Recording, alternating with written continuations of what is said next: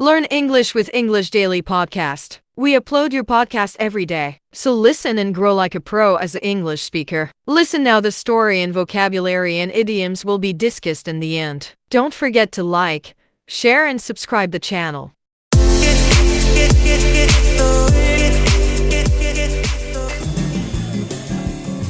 Hello everyone and welcome back to another lesson here at English Pod. My name is Marco. And my name is Catherine. So Marco, what are we talking about today?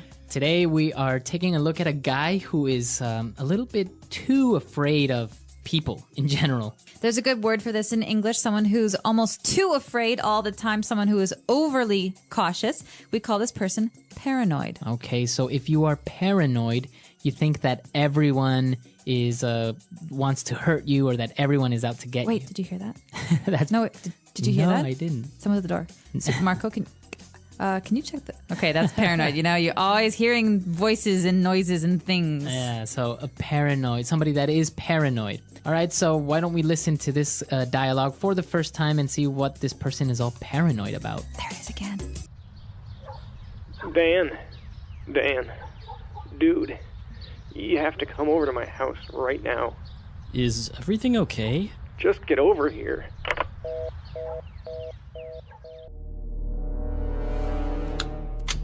Come in. Quickly. So, since when is your house a bank? What do you mean? I mean, what's up with the 4 locks and iron bars on your windows? Security, Dan! Security! You can never be too safe, you know. A lot of sickos out there. Just the other day, they caught that peeping Tom red-handed.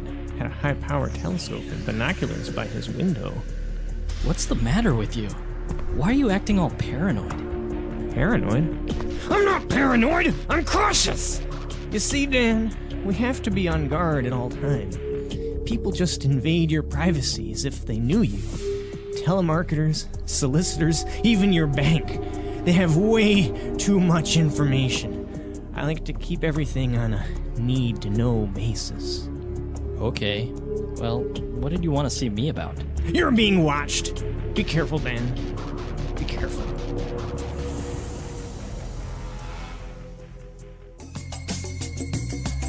All right, we're back. So, I think this guy is a little bit too cautious. I would have to agree with you, and I would go so far as to call him paranoid. But there's a lot of great stuff in this dialogue that we can use in a lot of different situations. So let's take a look at some of these new words in today's language takeaway. Language takeaway. All right, the first word on language takeaway today is sicko.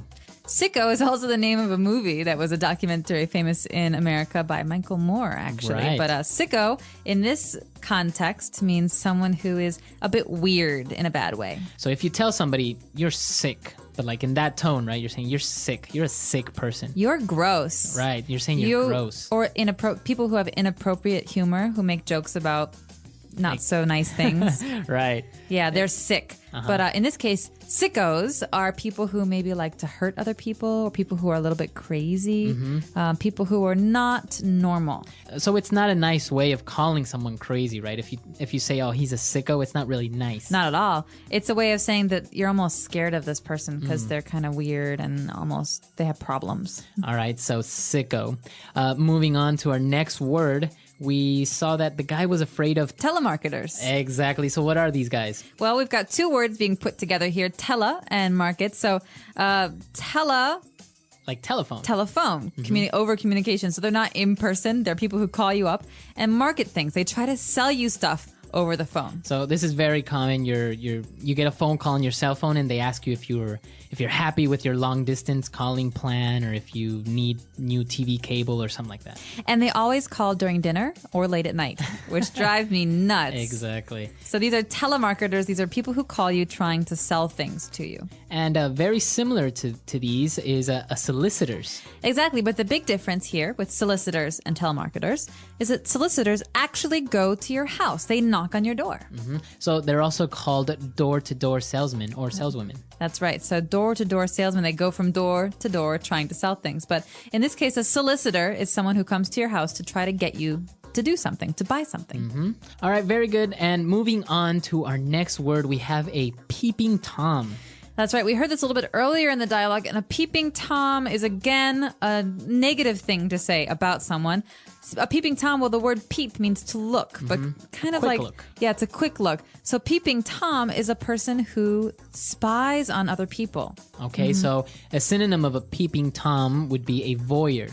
A voyeur. So someone who, without getting caught, tries to look at other people while they're in their homes. And so it's really bad because it's usually inappropriate. It's Right. usually people who are watching women get undressed or... Right. yeah. So a peeping Tom is just an informal way of saying a voyeur or somebody who is spying on people. So those are the words for today in language takeaway. Let's listen to our dialogue again, and then we'll be right back. Dan, dude, you have to come over to my house right now. Is everything okay? Just get over here. Come in, quickly. So, since when is your house a bank? What do you mean? I mean, what's up with the 4 locks and iron bars on your windows? Security, Dan! Security! You can never be too safe, you know. A lot of sickos out there. Just the other day, they caught that peeping Tom red-handed. Had a high-power telescope and binoculars by his window. What's the matter with you? Why are you acting all paranoid? Paranoid? I'm not paranoid! I'm cautious! You see, Dan, we have to be on guard at all time. People just invade your privacy as if they knew you. Telemarketers, solicitors, even your bank.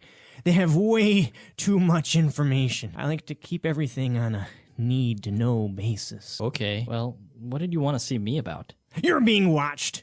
Be careful, Dan. Be careful. Now we're back, and we had some interesting phrases in the dialogue. The first one being, you can never be too safe. Fluency builder. All right, so this is a common mom phrase. You often hear mothers say this when they're sending their kids off to school or whatever. They say, "Don't talk to strangers," and the kid says, "Well, why not?" You can never be too safe, right? It's good to err on the side of caution. So it's okay to be extra safe or extra cautious, just in case. Exactly. You never know what's going to happen, so it's better to be cautious than not. And that's what this person's saying. He's saying, well, security, it's important. You can never be too safe. You never know what might happen. Is there another way that we can combine it? Like, you can never be too careful? Exactly. Basically the same thing. Same thing, yeah. All right. What's our next phrase? Our next phrase is about this peeping Tom, this person that they caught. They caught him red-handed, We caught you red-handed. or he's been caught red-handed. So what does that mean? It's a very colorful phrase, and I don't just mean that because we're calling him red-handed, but to catch red-handed means to catch someone while they're doing something wrong. So if I see you breaking into someone's house and I say, "Marco, stop! I'm catching you! Stop now!" I just caught you red-handed. You saw me doing the act. Exactly. And another way of saying this is you caught him with his hand in the cookie jar. Okay, and this is another great phrase. You can imagine a child who sees the cookies in a very special jar on the counter in the kitchen. And mom says, "Don't eat the cookies." Well, the child goes into the kitchen and sees the cookies and opens the jar and puts his hand in the jar. And then mom comes and says, "Caught you." That's a boy with his hand, or a child with their hand in the cookie jar. So it's the same thing. I can say, I caught you with your hand in the cookie jar. Or you were caught red-handed. All right. And our last phrase for today is, you are on a need-to-know basis. All right, this is a great one. This is often said in spy movies, I Yeah. think. So we say you're on a need-to-know basis. That means that if you really need to know something, then I will tell you. Right. But if not, I won't. So you only have the information that is necessary, no more or less, right? You're on a need-to-know basis, Right, so I say, "Tell me, Marco, tell me what happened. I want to know." right? And I can say, no, you're on a need-to-know basis and you don't need to know this. All right, so a need-to-know basis, as you say, very popular among spy movies and government movies and stuff like that. Conspiracy movies. Yeah. All right, so let's listen to this dialogue for the very last time and we'll be right back. Dan, dude, you have to come over to my house right now. Is everything okay? Just get over here.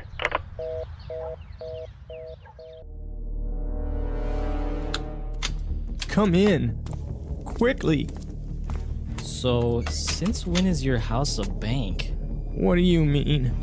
I mean, what's up with the 4 locks and iron bars on your windows? Security, Dan! Security! You can never be too safe, you know. A lot of sickos out there.